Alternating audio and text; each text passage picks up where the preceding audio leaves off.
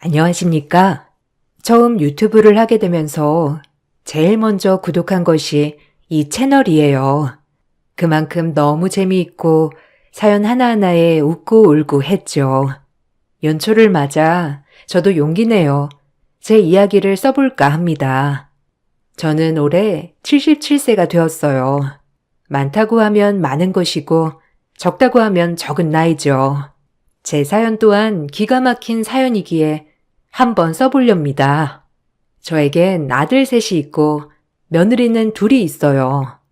어려서부터 부유한 집에 자라 외동딸이었기에 어렵지 않게 자라왔어요.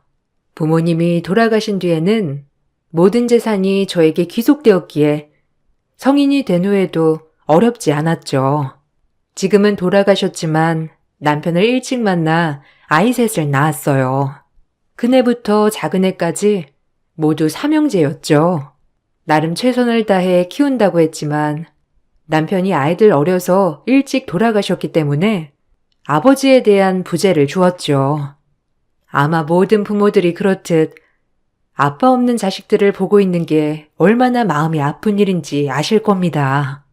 그렇게 아빠는 없었지만 나름 최선을 다해 아이들을 돌보았지요.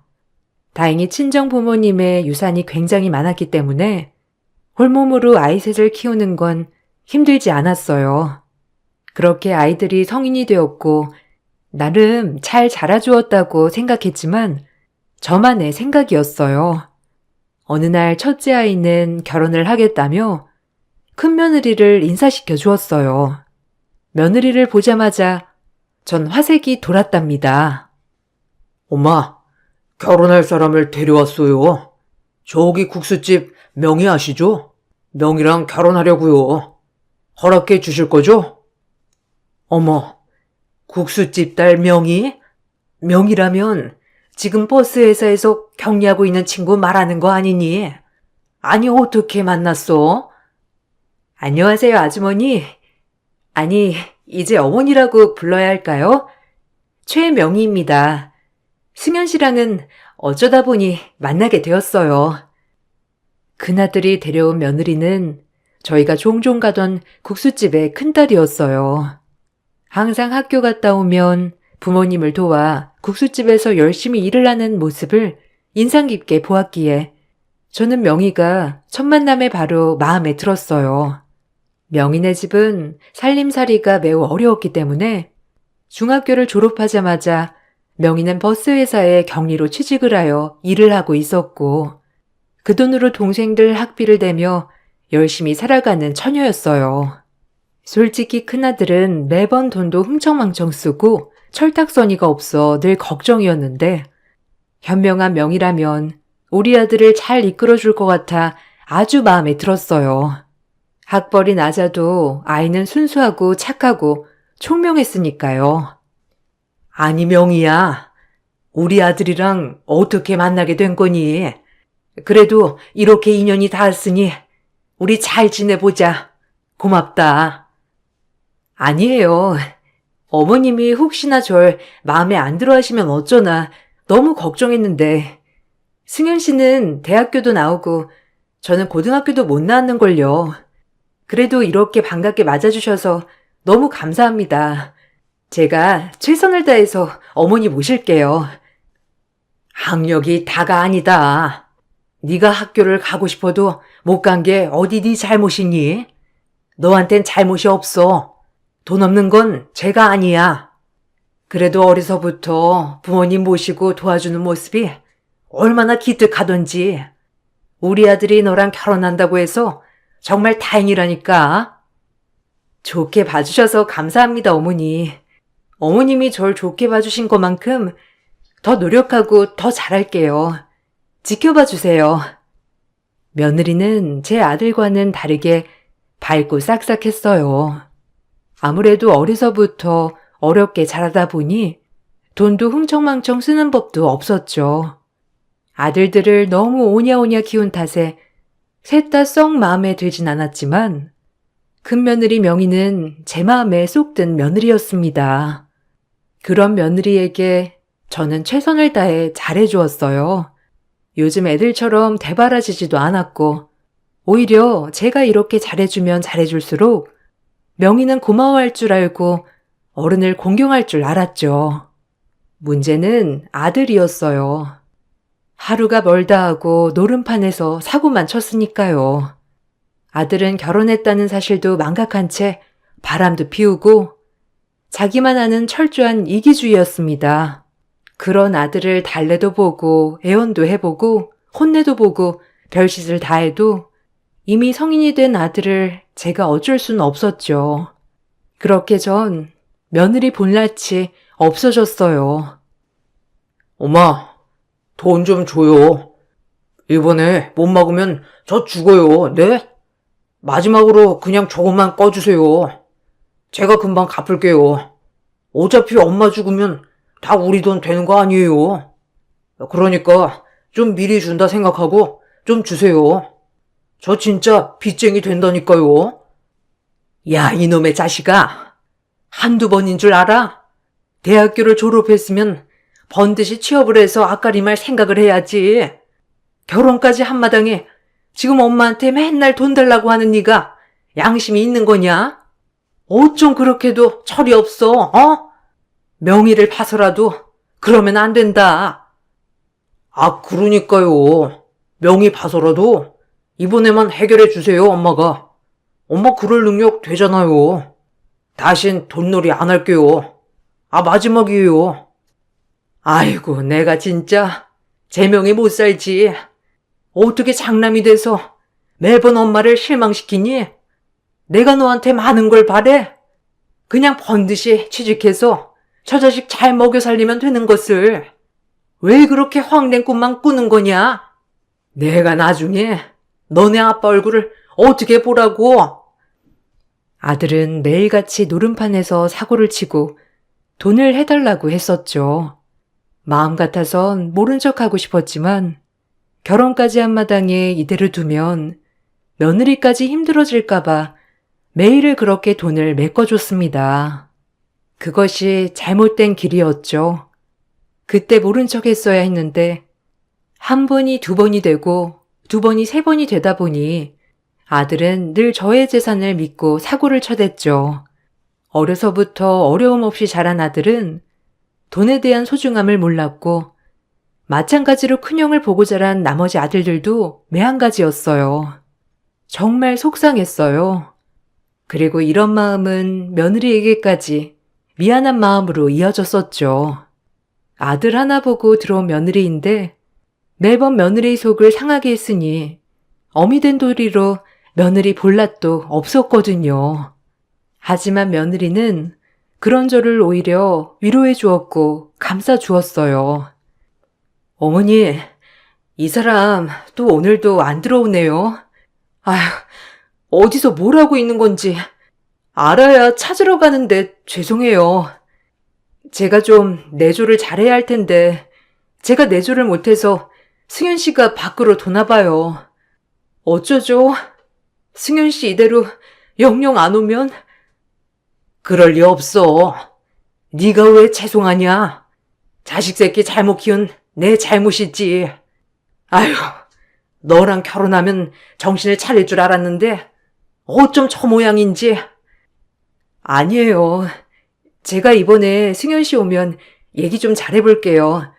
그래도 속은 나쁜 사람이 아니니까 우리 믿어봐요, 어머님. 며느리의 자책에 제가 더 미안한 하루하루였어요. 그렇게 시간이 흘렀고 이대로는 안 될 것 같아 며느리를 봐서 큰 아들에게 사업체를 하나 내주었어요. 큰 아들이 그렇게 하고 싶어 하던 프랜차이즈 빵집 하나를 차려주었죠. 그래도 아내도 있고 이제 아이도 낳아야 하니 자신이 원하는 걸 하나 하고 살면 책임감이라도 가질까 싶어서요. 처음 빵집을 차려주었을 때 열심히 할 것처럼 했죠. 하지만 시간이 지나고 아들의 천성은 여전했어요. 며느리에게 가게를 맡겨놓고 놀러 나가기 바빴거든요. 그런 모습을 보고 있자니 며느리에게 참 체면도 안 서고 시애미로서 할 말도 없더군요. 그런 마음을 아는지 오히려 며느리는 저를 살폈죠. 장사는 잘 되니? 빵 하나 사러 왔는데 표정이 안 좋구나. 승현인 또 가게 맡기고 나간 거냐? 아유, 내가 못 살아. 어머, 어머님 오셨어요? 그이 잠깐 나간 거예요. 요새 손님도 늘고 단골도 많이 생겨서 바빴거든요. 어머니, 빵 드릴게요. 아유, 괜히 너 고생하는 거 아니냐? 이런 거 한다고 그네가 설치지만 않았어도 네가 고생하진 않았을 텐데 널 볼 면목이 없어. 어머, 어머니 무슨 소리예요? 어머님 아니었으면 저희 밥벌이도 힘들었을 거예요. 그래도 매출이 꾸준해서 지금은 좀 나아요. 그렇담 다행인데 자기가 한다고 설쳤다가 너한테 맡기는 거 보니까 내가 마음이 편치 않아서 그렇지. 너 만나서 고생만 시키는 것 같아서 내가 사돈 어른들 볼 낯이 없다. 고운 딸 데려다가 고생만 시키고 미안해 정말. 아유. 어머님, 그런 말씀 마세요. 그래도 이렇게 안정적으로 어머님 덕분에 살 수 있는 게 얼마나 행복한 건데요. 그리고 요새 승현 씨도 집에는 꼬박꼬박 들어오니까 좀 나아요. 그러니까 걱정 붙들어 매세요. 이제 오히려 제가 죄송하죠. 이젠 효도도 해야 하는데. 괜히 걱정하는 저에게 어머님 때문에 감사하다고 늘 말하는 며느리였습니다. 얼마나 고맙던지 뱃속으로 낳은 자식들보다도 제 마음을 알아주는 건 며느리뿐이었습니다. 철도 일찍 들고 배려도 얼마나 잘하는지 그러다 문득 며느리의 오래된 고민을 알게 되었어요. 쌀을 사러 가는데 쌀집에서 저에게 말해준 것이지요. 그 말을 듣고 바로 아차했어요. 얼마나 아무한테도 말도 못하고 끙끙 앓았을까. 어머, 사모님 나오셨어요? 아유, 명희는 그 집에 시집가서 신수가 확 폈던데 어떻게 사모님네 시집을 가게 됐는지 복이라니까요. 아유, 내가 복이지요. 명희 같은 며느리를 얻게 되었으니 얼마나 착하고 야무진지 며느리 복은 내가 있다니까요. 아, 그런데 명희네는 명희 시집가고 애들 학교도 못 가게 생겼으니 아주 그 집 친정엄마 낯빛이 어두워요. 아, 그래요? 제가 그 생각을 못했네요, 미처. 학교도 못 가고 명희가 생활비를 댔을 텐데 이제 생활비를 못 보내니까 그렇기도 하겠네요. 말씀해 주셔서 고마워요, 사장님. 사장님 아니었으면 아마 전혀 생각도 못하고 있었을 거예요. 고마워요. 가난한 집 장녀의 며느리는 학교도 못 가고 일찍 취업하면서 친정이 생활비를 보태어왔는데 우리 집에 시집을 오면서부터 친정이 생활비를 보탤 수 없었던 것이죠. 그러면서 동생들도 학교를 못 다닐 위기에 놓였다고 들었어요. 어찌나 가슴이 아프던지 며느리를 불렀죠. 그리고 냉큼 도와주겠다고 했어요. 며느리는 처음에 거절했지만 저의 완고한 고집에 꺾였죠. 명희야, 혹시 돈 필요하지 않니? 내가 너 시집 올 때 많은 것도 못 해주고 뭐 하나 크게 해주고 싶은데 돈으로 해줄까 해. 어머, 어머니, 시집 올 때 폐물들 많이 해주셨잖아요. 더 이상은 괜찮아요. 오히려 저희가 해드려야죠, 어머니한텐. 그게 사실 오늘 쌀집한테 얘기 들었어. 네 동생들도 공부 이제 못한다고 하더라. 집도 많이 어렵고 괜찮은 거야? 제 말이 끝나자마자 엉엉 눈물을 쏟는 며느리였어요. 그 눈물이 어찌나 서러워 보이던지 제 마음까지 찢어놨죠. 남편한테도 말하지 못했고 저한테도 당연히 말하지 못했는데 본인이 시집와서 괜히 동생들 공부마저 못하게 한 것 같아 죄책감이 든다고 했어요.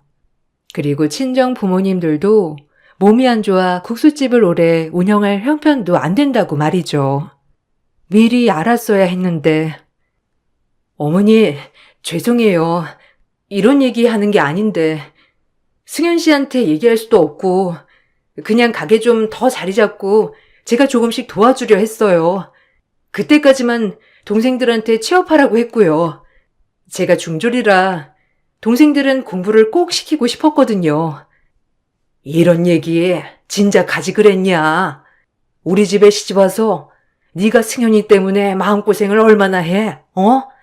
미안하다. 진작 알아줬어야 했는데. 아니에요, 어머니. 신경 쓰지 마세요. 친정일은 제가 알아서 할게요. 어쩌다 제 얘기 들으셨는진 몰라도 잊어주세요.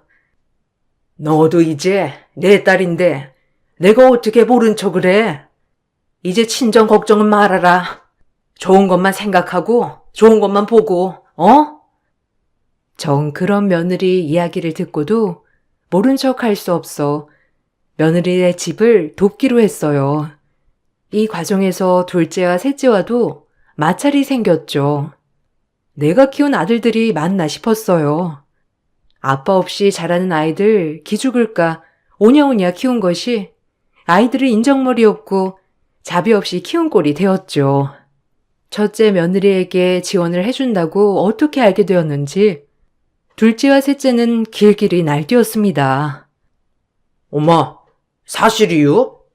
아니, 형수네 집 지원해 준다는 게 말이 되냐고. 우리가 자선 사업가도 아니고. 그럴 거면 나나 좀 도와줘요. 맞아요, 엄마. 생판남을 왜 도와요? 나랑 둘째 형한테도 뭐 하나 차려줘요. 엄마 그럴 능력 되잖아, 우리도 잘할 수 있어. 너희들은 엄마가 돈으로 보이냐? 그저 돈. 어려서부터 엄마 얼굴만 보면 돈밖에 몰라? 내가 돈 없고 병드는 늙은이면 쳐다도 안 볼 놈들이야, 이놈들은. 내 말이 틀려? 내가 우리 며느리 집 도와주고 싶어서 내 돈으로 돕겠다는 건데 누가 말려, 안 그래? 그게 아니라 동생도 한 명이 아니라 두 명이던데 그 집 학비에 그 집 생활비까지 엄마가 왜 내주냐고요. 난 그게 이해가 안 돼. 형수도 시집 왔으면 친정이랑 연은 딱 끊어야지. 참나, 쥐네 친정일은 여기까지 끌고 와서 엄마 돈을 노려? 기가 막히네. 이 일은 너희가 왈가왈부할 일이 아니야. 그러니까 신경 꺼라. 내 돈으로 내가 지원해 주는 거니 더 이상 말 마라. 안 그러면 지금 너희한테 하는 지원들도 싹 다 끊을 줄 알아. 내가 자식 새끼들을 잘못 키웠지. 한 명도 아니고 3명씩이나. 아이고. 그렇게 자식들과 한참을 입씨름한 뒤에 며느리네 집을 도울 수 있었어요.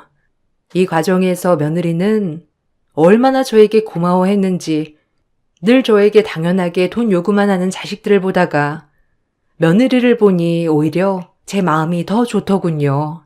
정말 잘했다고 생각했죠. 어머니, 정말 이 은혜를 제가 어떻게 보답할까요? 아무리 돈이 많아도 이건 쉽지 않은 일인데 어머님 은혜를 제가 어떻게 갚아야 할지 정말 몸둘 바를 모르겠어요. 감사합니다. 제가 정말 두고두고 이 은혜는 잊지 않을게요. 됐어. 은혜는 무슨? 너도 내 딸이니까 너무 고마워하지 마라. 자식한테 이렇게 해주는 건 당연한 거야. 어미 된 도리로. 그렇게 이 일로 며느리와 더욱더 돈독해졌어요. 하지만 이런 물질적인 일보다 제가 더 며느리에게 받은 게 많기에 오히려 며느리에게 고마운 일은 제가 더 많았죠. 그러던 어느 날 둘째가 결혼을 한다고 둘째 며느리를 데리고 왔었죠. 첫인상은 그렇게 마음에 들진 않았지만 본인들이 좋다고 하니 결혼을 허락했습니다. 둘째는 첫째와 다르게 얼굴에 욕심이 가득해 보였긴 했죠. 그래도 자기들이 좋다고 하니 허락했습니다. 그리고 조그만 아파트도 해주었죠.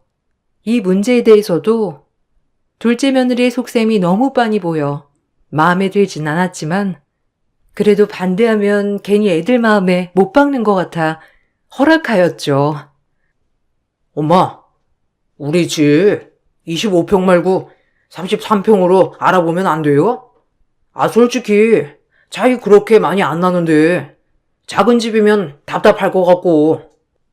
너희가 뭐가 큰 집이 필요해? 그리고 너희가 모아서 큰 집으로 이사갈 생각을 해야지. 벌써부터 지평수 타령이냐? 아, 그게 아니라 연재가 좀 큰 집 가고 싶어 해서요. 모든 여자의 로망이잖아요. 그러니까 말씀드린 거죠. 결혼 전에 큰소리 친 것도 있고. 그건 네가 해결해. 걔도 웃긴다. 뭐 해오는 게 있다고 큰 집을 바래. 뻔뻔하기도 유분수지. 난 25평 이상은 못 해줘. 그렇게 딱 잘라 선을 긋고 신혼집을 해주었죠. 둘째 며느리는 표정이 밝지 않았지만 그래도 집 해주는 것만으로도 고마워했어요. 그렇게 결혼식을 올렸고 명절이 되어 다 모였는데 둘째 며느리가 큰 며느리에게 하대하는 것을 보고 기겁하고 말았네요. 어머, 형님은 되게 신기하다. 근데 요새는 고등학교 안 나온 사람은 드물긴 하던데 무슨 조선시대의 사람인 줄? 어? 살기가 어려워서. 그래서 나도 아기 태어나기 전에 공부 좀 해볼까 해. 그래도 고등학교 졸업장은 있어야 할 것 같아서. 진작 하셨어야죠. 그리고 저 남편한테 형님 얘기 듣고 정말 쇼킹했잖아요. 어머님이 형님 집도 다 도와준 거라면서요? 아니, 형님은 무슨 복이길래. 중졸의 어머님 사랑까지. 부럽네요, 정말. 아니, 그리고 그러면 좀 이런 거 혼자 할 만하지 않나? 도움을 그렇게 받아놓고 저한테까지 시키는 건 좀 뻔뻔하죠. 안 그래요? 전 집 하나 딸랑 하나 받았는데 아무래도 사랑 많이 받는 며느리가 더 헌신해야죠. 둘째 며느리는 큰 며느리에게 명절에 일을 하는 문제를 가지고 나에게 도움을 많이 받았으니 혼자서 해야 하지 않냐라는 뉘앙스로 깔아뭉개고 있었죠. 어찌나 화가 나던지 둘째 며느리의 인성은 원래도 마음에 안 들었지만 이런 모습을 보니 정이 떨어지더군요. 넌 무슨 말을 그렇게 하니? 그네가 네 친구도 아니고 어디 그런 말본새가 있어? 그래도 형님인데 예의는 차려야지. 어머니, 그게 아니고요. 전 형님이 자꾸 저보고 이래라 저래라 하시길래 그저 그냥 말한다는 것이. 죄송해요. 말 조심해라. 그리고 형님 깍듯이 대하렴. 손윗사람 함부로 대하지 말고. 그러다 셋째 들어오면 너까지 무시당할라. 안 그러니? 네. 근데 어머님이 형님을 좀 유난히 예뻐하시는 것 같아서 질투는 나긴 나요. 그러니까 저도 좀 예뻐해 주세요. 아셨죠? 눈앞에서 저렇게 알랑방귀를 끼는데도 어찌나 정이 안 가던지 그저 그냥 웃고 넘어갔어요. 그리고 나서부터의 일입니다. 몸도 예전 같지 않고 근육도 경직되어 가는 것이 하도 몸이 이상하여 병원에 가서 진단을 받았죠. 병원을 가서 진단을 받아보니 파킨슨 병이라고 하더군요. 아직은 초기 단계이고 약물 투여를 하면 괜찮아진다고 하지만 걱정이 많이 되었어요. 점점 진행하는 병이기도 하고 나중엔 걷기도 힘들어진다고 하니 덜컥 겁부터 나더라고요. 제 병은 어느새 제 아들들에게 큰 부담이 되어 가고 있었습니다. 아무리 요새 약물이 잘 나왔다고 하지만 점점 탱하실 텐데 어쩌냐? 누가 보실지부터 얘기해야 하지 않겠소? 병 들어가는 노인을 그냥 혼자 둘 순 없잖아. 그래도 누가 보셔야 될 것 같긴 한데 어떻게 생각해 다들? 난 일단 가게 때문에 좀 안 될 것 같기도 하고. 무슨 소리야? 장남이 모셔야지. 그리고 우린 이제 신혼인데 어떻게 어머니를 모셔와? 안 그래? 셋째도 장가도 안 갔고.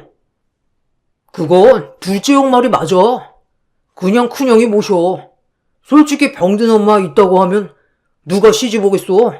우린 힘들 것 같아. 첫째 형이 모셔가. 뭐? 이것들이? 자기들도 엄마한테 다 이것저것 받아놓고 엄마 떠넘기는 건 나보고 하라는 거냐? 아주 웃기는 자식들이네. 아, 정말 너무들 하시네요.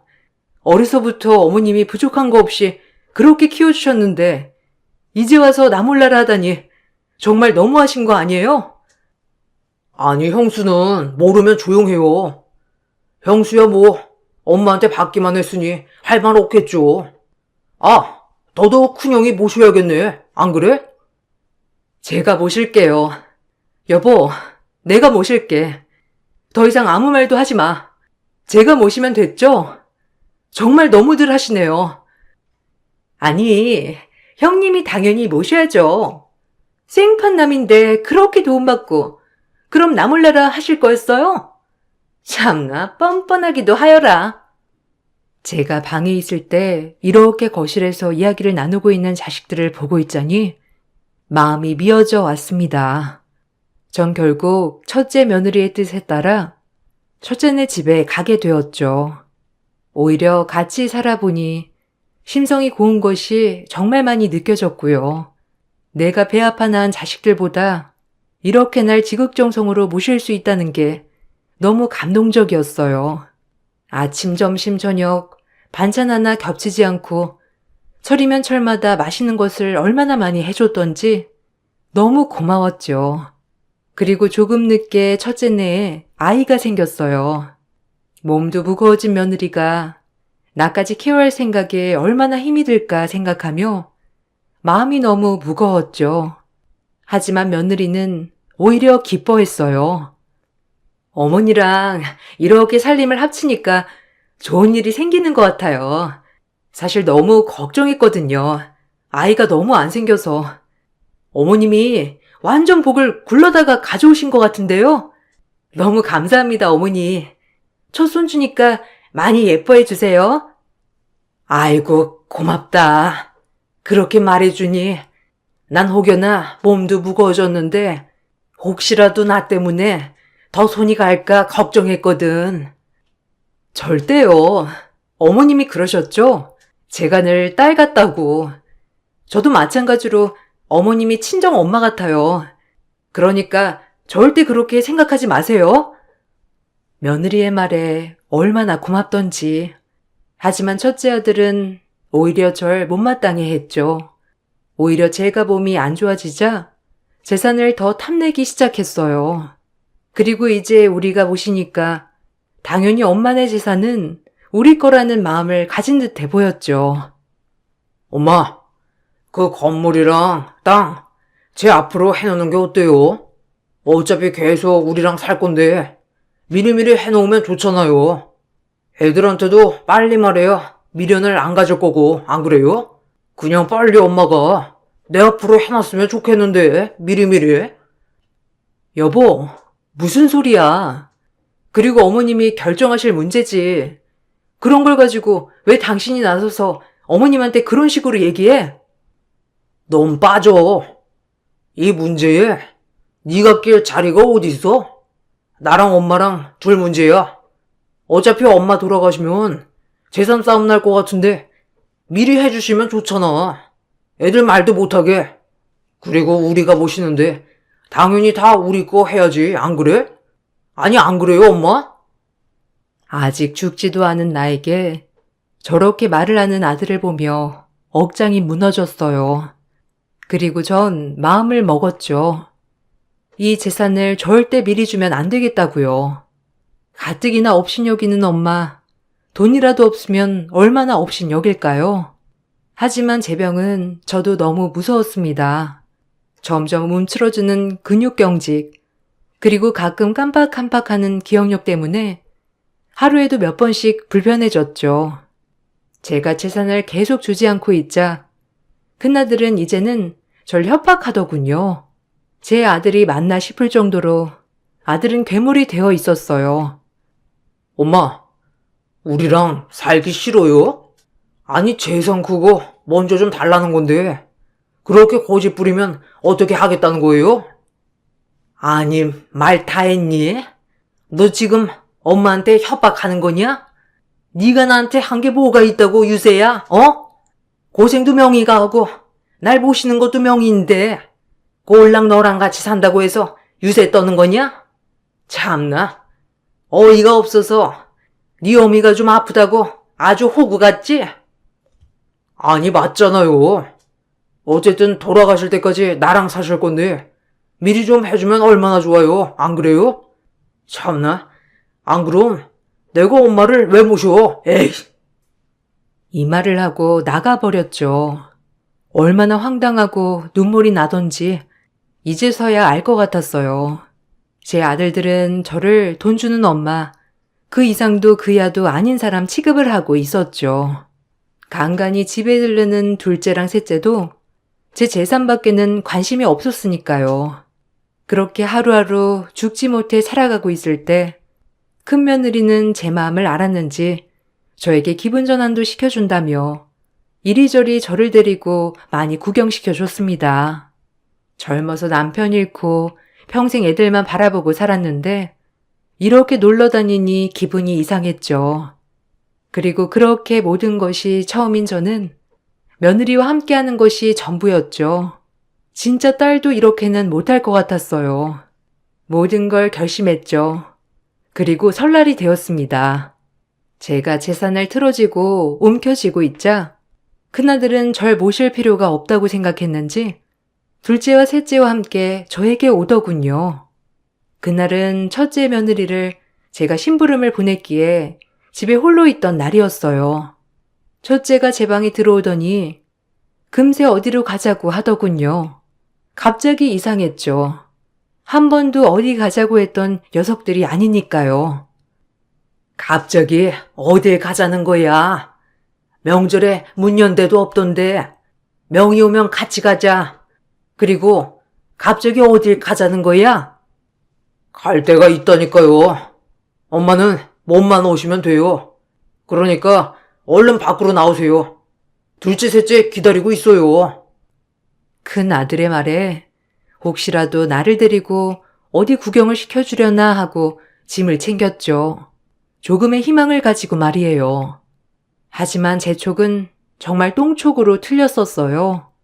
아들들을 따라 한참을 달려간 곳은 집에서 한참 벗어난 양로원이더라고요. 군영수도 집 비웠고 그럴 때마다 우리가 고생할 순 없잖아요. 이제 어머니를 모실 사람이 없네요. 요즘엔 시설도 잘 되어 있고 너무 원망 마세요. 아무래도 여기는 프로그램도 여러 개고 엄마 계시기 딱 좋은 환경일 거예요. 아셨죠? 뭐? 지금 나를 양로원에 갖다 버리는 거냐? 너희들을 내가 어떻게 키웠는데 어쩜 그럴 수가 있어? 어? 이 어미가 뭘 그렇게 잘못했냐? 안 그래? 아비 없이 너희가 원하는 거 하고 싶은 거 다 하게끔 키웠다. 내가 왜 이런 취급을 받아야 해? 그러니까 진작 재산분할 잘 해주셨으면 좋았잖아요. 이대로 재산 안 넘기시면 저희끼리 나눠 가져야 하는데 그럴 거면 제가 엄마를 홀로 모실 수는 없죠. 안 그래요?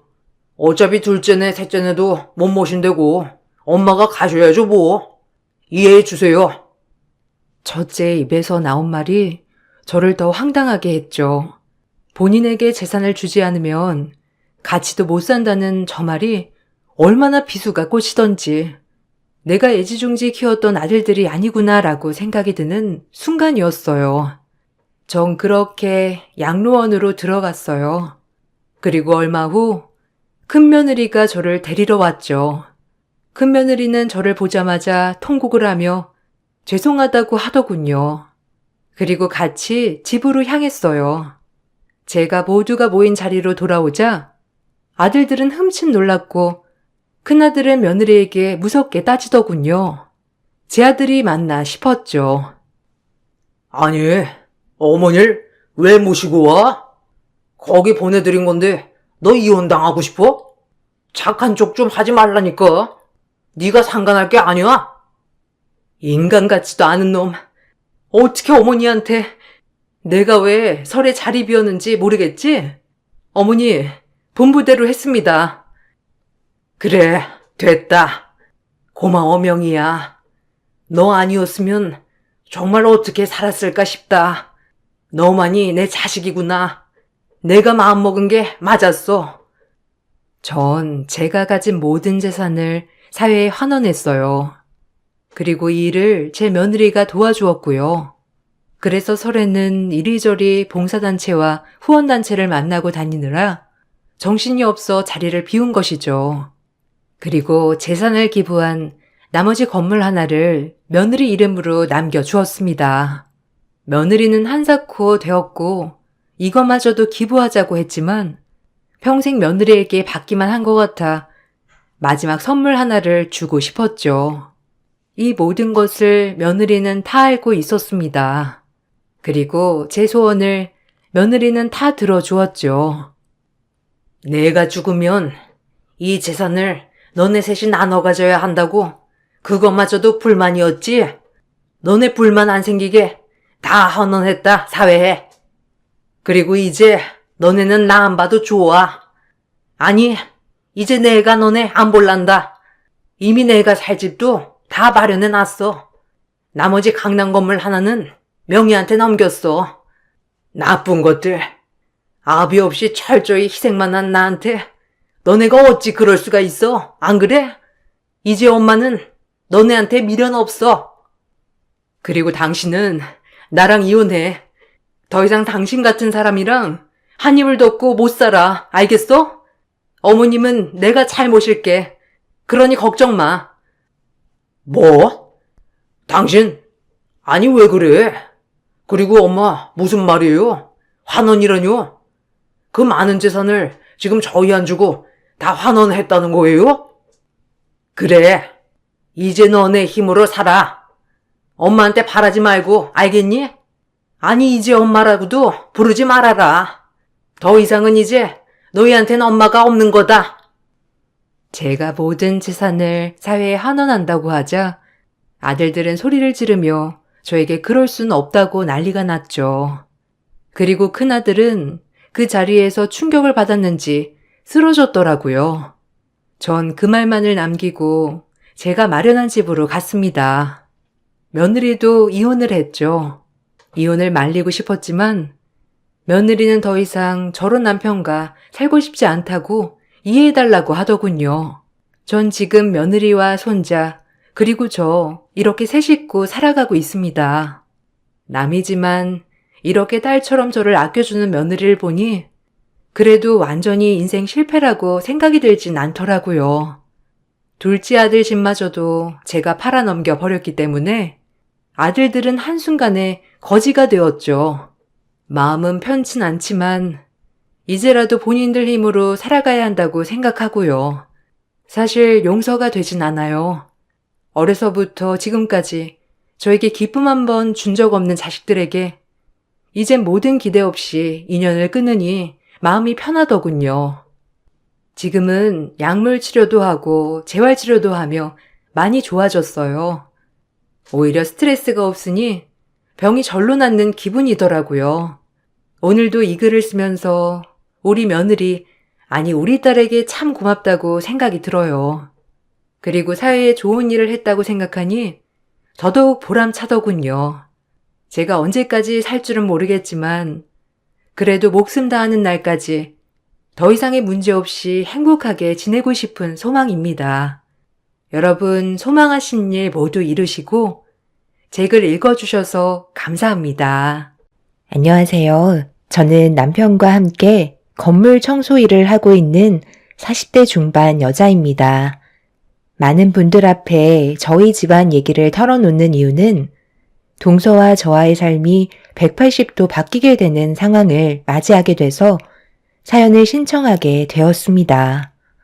그동안 동서를 알고 지낸 지 1년 정도 되었는데요.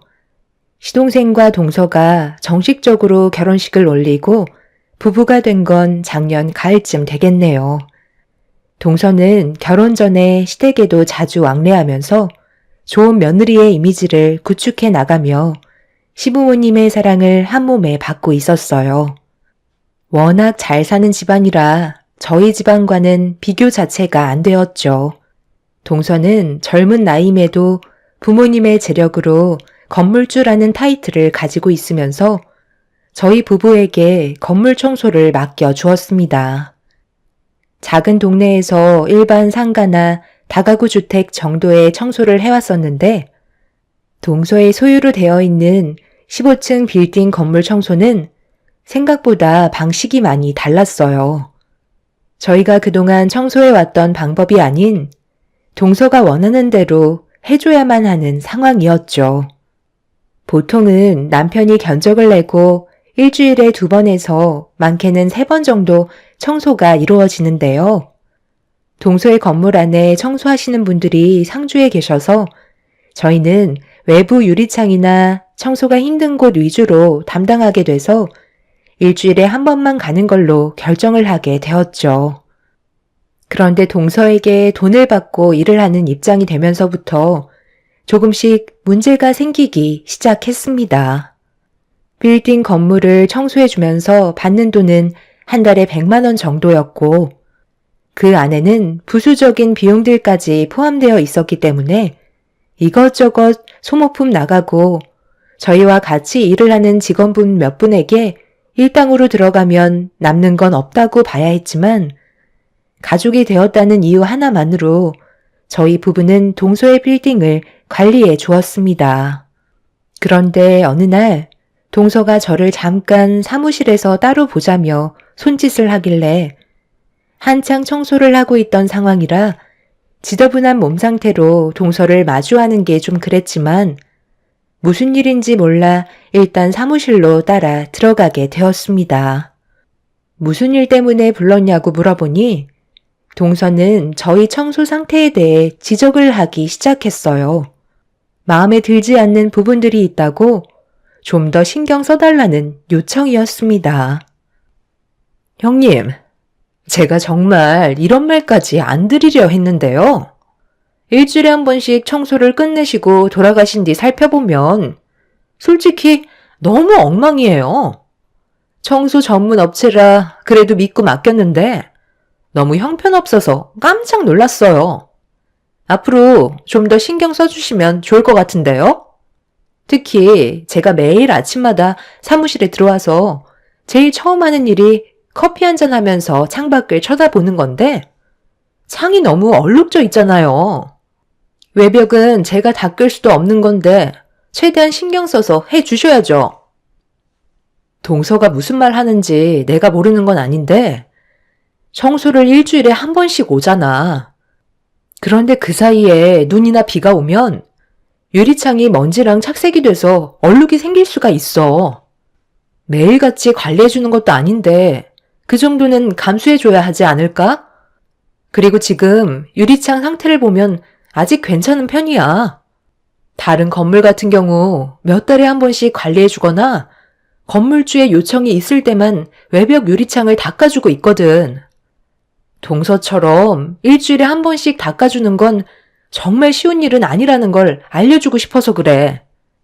층수가 적은 것도 아니고 15층이나 되는 빌딩인데 남편 포함 남자 직원 2명에 나는 실내에서 부수적으로 청소를 해주고 있잖아. 솔직히 100만 원으론 남는 게 하나도 없다고. 그래도 동서는 가족이기 때문에 아무런 조건 없이 관리해주고 있는 건데 너무 타이트하게 조이지 않았으면 좋겠어. 일단 오늘은 밖에 살짝 비도 오고 바람도 꽤 많이 부는 편이라 외벽 창문 청소는 힘들 것 같다고 했거든? 다음 주에나 해야 될 것 같아. 그러니까 지금 꼴랑 100만 원 주면서 제가 너무 바라는 게 많다고 얘기하는 거네요. 남는 게 하나도 없는데 뭘 자꾸 요구하냐는 거잖아요. 제 말이 맞죠? 동서, 무슨 말을 그렇게 해. 그만큼 우리는 정말 신경을 많이 써준다고 설명해주고 있는 거잖아. 우리는 한 번도 동서한테 불만을 가진 적이 없었다고. 말투가 그렇잖아요. 100만 원으로 남는 게 없는데 너무 타이트하게 관리하는 것 같으니 돈을 더 올려주던지 아니면 그냥 입 다물고 있으라는 거잖아요. 밖에 비가 오던 바람이 불던 타당하게 돈을 지불했으면 일하는 날에는 무조건 관리해줘야 하는 게 맞는 거잖아요. 저는 창밖에 얼룩진 거 보고 싶지 않아요. 지금 밖에 비가 오는데 닦아봤자 의미가 없잖아. 그리고 원칙상 날이 좋지 않으면 절대 외벽 청소는 하지 않아. 큰 사고로 이어질 수도 있는 상황이라고. 그러니까 제 말을 듣지 않겠다는 거네요. 그리고 한 가지 더 지켜줘야 할 게 있는데요. 앞으로 엘리베이터에는 탑승하지 않았으면 좋겠어요. 한두 명 이용하는 시설도 아니고 저희 건물에 방문해주신 많은 분들이 엘리베이터에 올라타는데 솔직히 형님, 지금 몸 상태가 너무 더럽잖아요. 여기 상주에 계시는 아주버님께서 화장실 청소하시고 엘리베이터 내부도 닦아주시는데 힘들게 청소해 놓은 거 형님이 전부 다 더럽히신다면서요? 앞으론 계단으로 이용해 주세요. 내가 타면 엘리베이터가 더러워진다고? 청소를 하다 보면 몸에 먼지가 좀 묻을 수도 있는 건데 지금 그걸 가지고 트집을 잡는 거야? 트집이라뇨? 저는 당연한 권리를 요구하는 거라고요. 돈을 적던 많던 일단 드렸잖아요. 그럼 제가 시키는 건 당연히 해야죠. 여기 건물에서 일하시는 분들은 토 하나 안 달고 굽신거리는데 형님이 제 말에 불만을 가지시니 상당히 불편하네요. 지금 당장 제가 요구하는 것들 처리해 주셨으면 좋겠어요. 그만 나가주세요. 동서의 무리한 요구에 저는 당황하고 말았어요.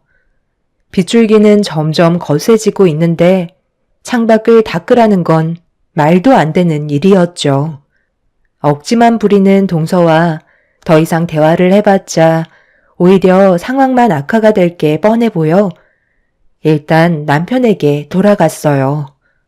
천장 청소와 내부 창을 닦고 있는 남편을 불러 좀 전의 상황에 대해 얘기하자 저와 똑같이 얼굴이 굳어져서 남편은 동서를 만나러 가겠다며 사무실로 들어갔어요. 그리고 확실하게 안 되는 부분들을 짚고 넘어가게 되었죠. 동서는 저와 얘기할 때와 다르게 남편이 얘기하자 동서는 더 이상 아무 말도 하지 않았습니다. 하지만 표정 관리는 되지 않았죠. 그렇게 동서의 빌딩 청소를 끝내고 집으로 돌아왔는데 시동생이 남편한테 전화를 걸었더라고요. 아무 생각 없이 받은 남편은 갑자기 화를 내더니 시동생에게 막말을 퍼붓기 시작했어요. 너 지금 뭐라고 그랬어? 그 정도는 해줄 수 있는 거 아니냐고? 지금 밖에 앞이 안 보일 정도로 비가 쏟아지고 있는데 외벽 창문을 닦으라는 게 말이 되냐고? 작은 건물도 아니고 15층 빌딩이라 시간도 하루가 걸리는 일에다가 상당히 위험한 작업인데 지금 나보고 무리하게라도 일을 하라는 거냐? 맨날 밥 먹고 그 일만 하는데 그 정도 부탁 들어주는 게 뭐가 그렇게 어렵다고 꼭 그렇게까지 했어야 돼? 형 때문에 지금 우리 집안 분위기 이상해졌잖아. 그럼 너는 형이 재수 씨의 요구대로 창문 청소를 하다가 떨어져도 상관없다는 거야? 너 원래 그렇게 이기적이었냐? 사람보다 일이 우선이야? 지금 어디서 형한테 대들고 있어? 차라리 이런 식으로 할 거면 다른 사람 구하라고 그래. 일주일에 한 번씩 15층 건물 청소하는데 100만 원 주는 곳이 어디 있어? 가족이니까 그냥 관리해 주는 건데 감사하게 생각해야지. 잘 알지도 못하면서 또다시 이런 식으로 전화한다면 그땐 형도 더 이상 참지 않을 거니 그런 줄 알아라. 시동생은 자기 형이 다칠 수도 있을 만큼 위험한 작업인데도 자기 마누라의 말을 들어주지 않았다고 불만을 털어놓고 있었습니다. 듣고 있던 남편은 결국 화가 머리끝까지 차올라 난리를 치고 말았네요. 돈을 주고 일을 시키는 입장이라고 해서 남을 함부로 대하는 건 확실히 잘못된 거였고 저희는 그런 동서의 잘못된 행동들에 대해 바로 잡으려 했을 뿐이었죠.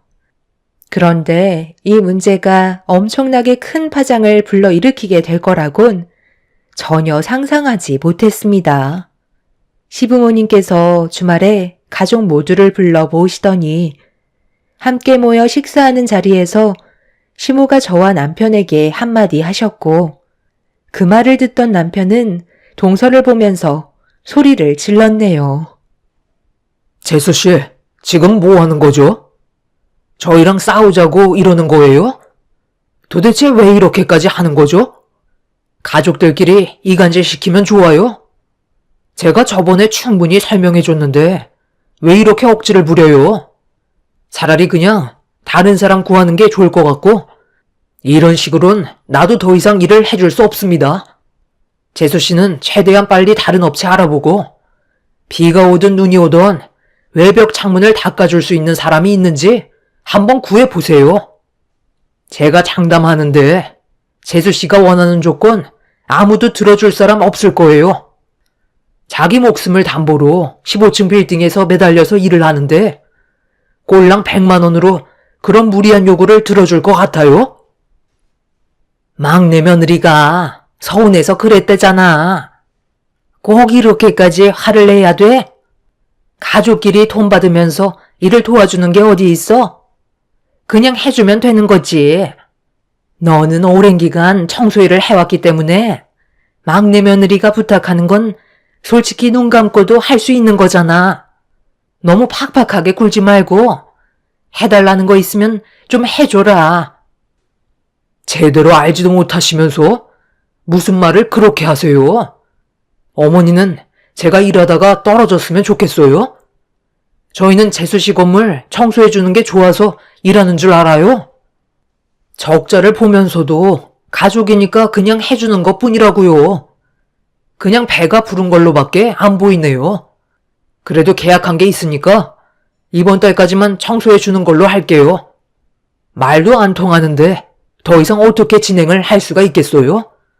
재수씨 한마디에 왜 이리 다들 절절 매는 거죠? 저도 서운해서 그런 거예요. 창이 너무 더러우니까 제대로 청소를 해달라고 요구를 했던 건데 그게 그렇게 잘못된 건 아니잖아요? 돈이야 올려줄 수도 있는 건데 저는 하고 싶은 말도 못하는 거예요? 돈이 적던 많던 타당하게 요구한 것 뿐인데 그걸 가지고 화를 내신 건 아주버님이 먼저셨잖아요.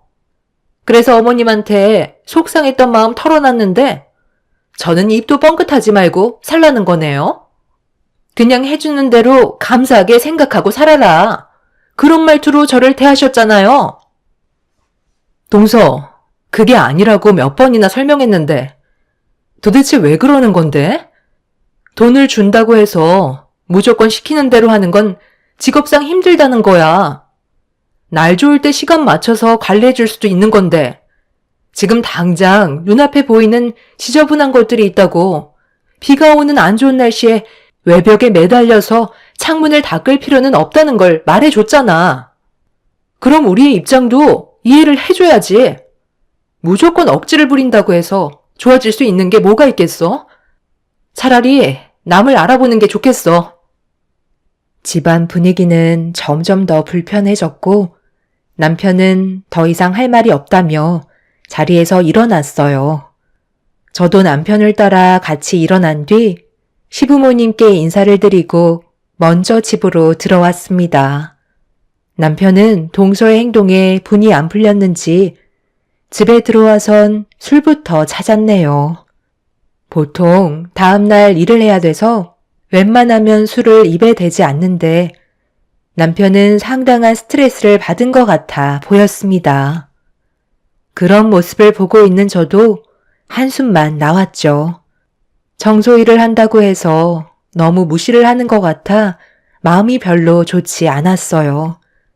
시동생이 동서와 결혼하기 전에는 그래도 저희 부부에게 상당히 잘해줬었는데 동서가 들어오면서부터 모든 게 바뀌어 버렸습니다.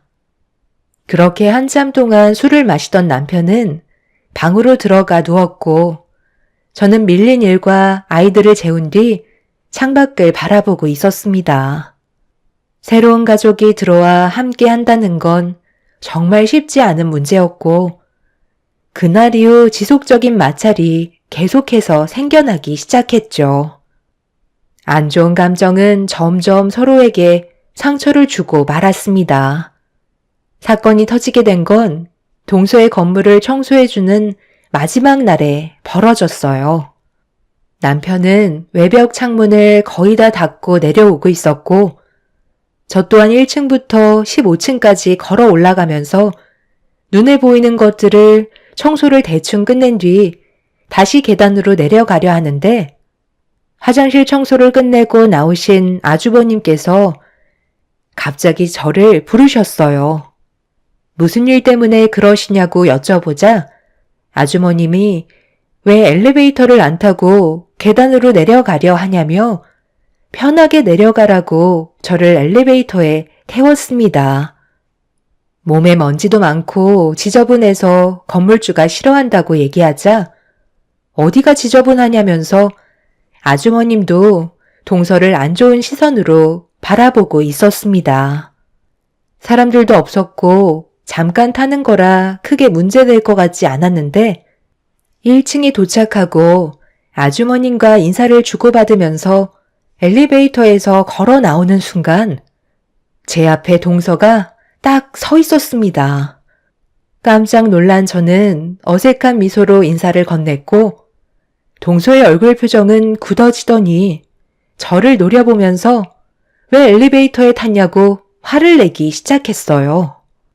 저는 흥분한 동서를 진정시키면서 침착하게 상황을 설명해 나가는 순간 다달이 100만 원씩 꽂아주는데 고작 15층 청소하면서 엘리베이터 타고 내려왔다며 제 뺨에 손을 올려 붙였네요. 너무 놀란 저는 당황해서 아무 말도 못한 채 동서를 바라봤어요. 걸어 올라갔으면 걸어 내려오면서 청소가 안 된 곳들이 있는지 다시 한번 확인해 봐야 하는 거 아니에요? 오늘이 마지막 날이라고 아주 대충 하려고 드네? 그렇다고 지금 이게 뭐 하는 짓이야? 고작 엘리베이터 한번 탔다는 이유로 내 뺨을 때려? 동서, 원래 이런 사람이었어? 돈 좀 있는 집안이라고 밑에서 일하는 사람 전부 하찮게 봐도 되는 거야? 정말 살다 이런 대우를 받은 것도 처음이지만 나도 도저히 그냥 넘어갈 수 없을 것 같네. 동서가 방금 나한테 했던 행동에 대해 반드시 후회할 날이 올 거고 땅을 치게 될 거야. 오늘 이 시간 이후로 우리는 가족이라고 생각하지 않을게. 아주머니, 그거 화장실에 버리실 거예요? 저 주세요.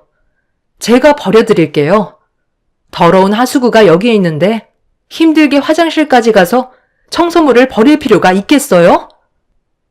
저는 한가득 담겨있던 청소물을 바가지로 벗어 동서의 얼굴에 사정없이 뿌려버렸고 화장실을 청소했던 더러워진 대걸레를 동서의 입에 쑤셔 넣어 버렸네요.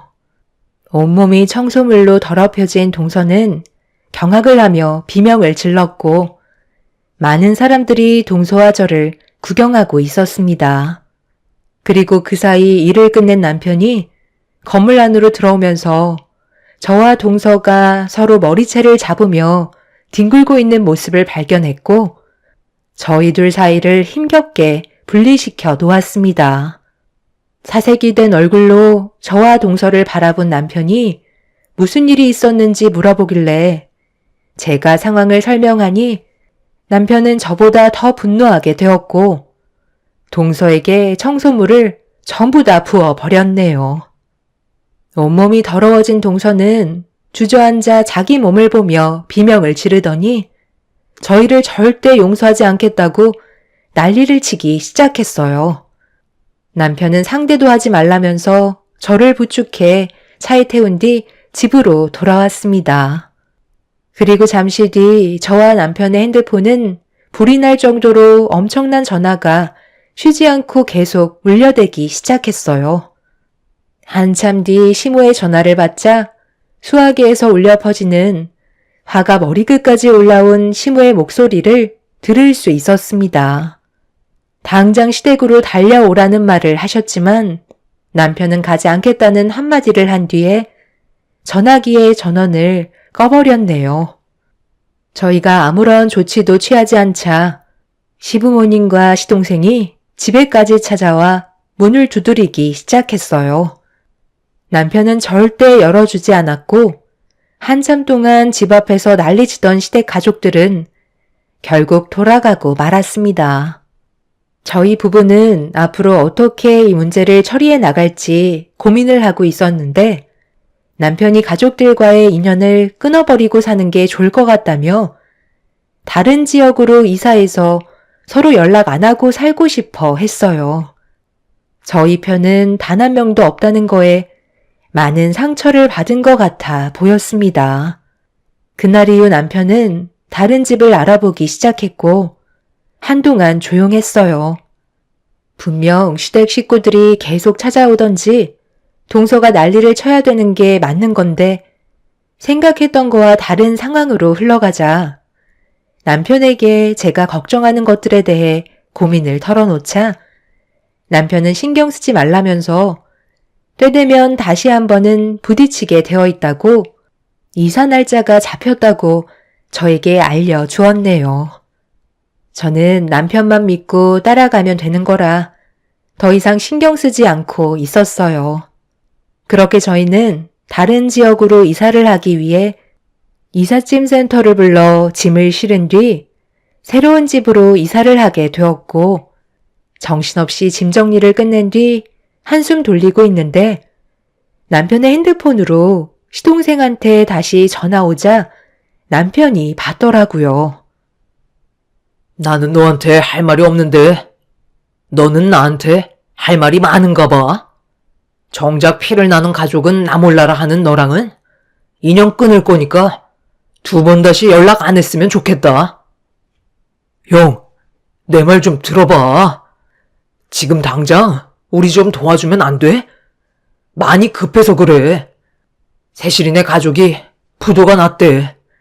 이번 전염병 사태로 인해 꽤 큰 타격을 입었었는데 버티면 언젠간 좋아질 거라 생각해서 무리하게 끌고 왔었는데 결국 빚만 엄청나게 떠안게 생겼나 봐. 지금 한 푼이라도 아쉬운 시점이라 형의 도움도 필요할 것 같아. 우리 가족들은 전부 다 세실이네 가족한테 금전적으로 지원을 해둔 상태야. 세실이도 과거에 잘못된 일은 전부 잊어버릴 테니 도와줬으면 하더라고. 형도 알겠지만 세실이네 아버님께서 지금 건물을 전부 다 매각하셨어. 불어난 빚 때문에 어쩔 수 없는 결정이셨던 것 같아. 마지막으로 세실이가 가지고 있던 빌딩도 아버님께서 처분하신대. 한순간에 이렇게 무너질 줄 몰랐는데 앞으로 어떻게 하면 좋을지 모르겠어. 너무 앞이 캄캄하다고. 그래서 그동안 연락이 없었던 거냐? 어쩐지 뭔가 이상하다고는 생각했었는데 재수씨네 집안이 부도가 나서 집안에 비상사태가 된 거였구만. 뭐 어쩌겠어. 운영을 잘못한 탓이니 현실을 받아들여야지. 나는 도와줄 생각 전혀 없고 앞으로는 너 앞에 나타날 일도 없을 거다. 재수씨의 빌딩까지 처분할 정도면 빚도 어마어마할 텐데 우리가 가지고 있는 재산으론 숨도 돌리지 못할걸. 어찌됐든 나는 도와줄 생각 조금도 없으니 2번 다시 연락하지 마라. 남편이 전화를 끊자마자 시부모님께 다시 연달아 전화가 왔고 남편이 받지 않자 제 전화로 계속 연락을 취하셨어요. 그동안 갑자기 연락을 하지 않고 찾아오지 않으셨던 이유는 동서의 집안에 심각한 문제가 생겨서 그랬던 거였네요. 동서는 끝까지 전화가 온 적은 없었지만 시동생이 남편에게 도와달라며 소식을 전하는 걸로 어떤 상황인지 대충 알 수는 있었습니다. 동서가 애초부터 저희 부부에게 잘했다면 이런 관계까지는 오지 않았을 텐데 모든 건 전부 동서 탓인 거였죠. 저희는 남편과 함께 다시 일을 시작하면서 일거리를 점점 더 늘렸고 오랜 기간 남편과 관계를 유지하고 있었던 거래소 사장님한테 오래간만에 연락이 왔습니다. 괜찮은 매물들이 꽤 많이 나왔다면서 남편 보고 한번 방문해달라고 부탁을 하셨어요. 저희는 일을 마친 뒤 거래소에 발을 들였는데 누군가 거래소 사장님과 대화를 주고받고 있었습니다. 뒷모습과 말투가 익숙했는데 저희가 들어오는 소리에 고개를 돌린 여자는 다름 아닌 동서였네요. 사장님은 저희 남편을 반갑게 맞아주면서 손님이 오셨으니 잠시 기다리라며 커피를 건네주셨습니다. 동서는 저희 부부를 보곤 얼굴을 급하게 돌렸고 거래소 사장님은 빌딩을 매입할 사람이 나타나면 다시 연락드리겠다고 동서에게 명함을 건네주셨네요. 동서와 저희는 얼굴을 마주했지만 서로 아는 척하지 않았어요. 저번에 말씀하신 매물이 이번에 나왔거든요. 거래 금액은 20억 정도로 보시면 될 것 같습니다. 그리고 이건 새롭게 건물 청소 요청한 이력들입니다. 이제 사장님께서도 건물주가 되시는 거네요. 저 스타트인 만큼 앞으로 잘 불리셨으면 좋겠습니다. 이번에 사업도 더 크게 확장하신다면서요? 그렇긴 한데 사장님께서 많이 도와주셔야죠. 매번 저희 쪽에 연결해 주셔서 많은 도움이 되고 있습니다. 앞으로도 잘 부탁드릴게요. 이따가 저녁 식사 같이 하실까요? 20억 건물을 살 돈 있었으면서 우리 집안 상황 모르는 것도 아닌데 매몰차게 그렇게 나와야 했어요? 20억짜리 건물 가지고 건물주라니 웃기지도 않네. 동서한테는 푼돈일지 모르겠지만 우리는 정말 힘들게 벌어모은 돈으로 이뤄낸 결과물이거든. 남의 인생 함부로 얘기하지 말아줬으면 좋겠어. 그리고 지금 동서 집안은 부도 났다며? 20억도 없는 거 아니야? 돈 많다고 자랑하며 남을 하찮게 대하더니 꼴 좋네. 결국 뿌린 대로 거두는 거라고. 언젠가 그렇게 될 줄 알았어. 이제 동서는 건물주도 아니네. 앞으로 돈 버는 게 얼마나 힘든지 한번 겪어봐. 금수저였던 동서가 사회생활이 얼마나 어려운 건지 느껴봐야 돈의 소중함을 느끼지. 정 갈 데 없으면 우리 밑으로 들어와서 일해도 돼. 돈 벌겠다는데 청소일 정도는 하게 해줄 수 있어. 내가 정신 나갔다고 형님 밑에서 더러운 청소일을 할 것 같아요?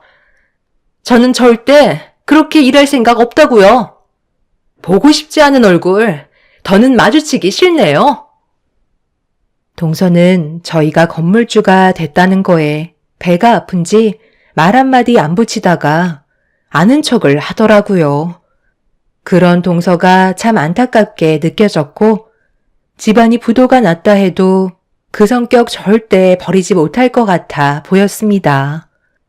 그렇게 동서와 저희는 그날 이후 2번 다시 얼굴을 마주하지 않고 있지만 문제는 시부모님께서도 동서네 가족이 다시 일어날 수 있을 거라는 기대에 부풀어 많은 돈을 지원해 줬다가 결국 같이 주저앉게 되는 상황까지 오고 말았습니다.